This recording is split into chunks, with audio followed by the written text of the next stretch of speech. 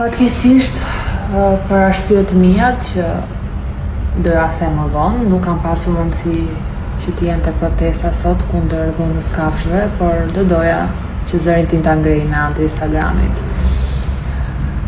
Kam 4 mace në shtëpi, maçoke dhe mace, të cilat kudo që dal, kudo që shkoj, jam e mbushur plot me qimet e tyre dhe thjesht i dua me gjithë shpirt. Sepse janë 4 putrosha të cilët e vetmja gjë që kërkojmë ato syçkat e tyre është vetëm t'ju japësh dashuri dhe t'u ushqesh. Asnjë dhe një lloj gjëje tjetër. Dhe për të gjithë ju që e konceptoni dhunën, atëherë unë do ju sugjeroja të shkoni të vizitoheni, sepse ka një gjë që nuk shkon me ju. Dhe po e them këtë pa pikë turpi, pa pikë problemi. Më ka vdim shpirti sinqerisht me çdo lloj lajmi që kam dëgjuar këto kohët e fundit,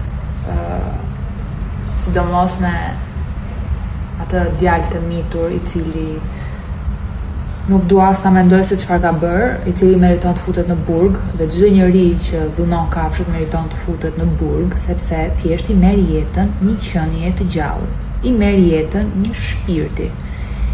Dhe për aq kohë sa neveria e tyre dhe truri i tyre i neveritshëm ka dëshirën dhe kënaqësinë për të marrë shpirtin një qenie të gjallë, do të thotë që e përqendron të gjitha format e tij, që mund ta bëj prapë. Dhe kur ta lini të lirë dhe mos u bëni asgjë për këtë gjë, atëherë ai thjesht mund ta bëj prapë me një njerëz kësaj radhe. Dhe atëherë do kujtoheni ju të gjitha këto çfarë ne po flasim dhe çfarë ne po themi.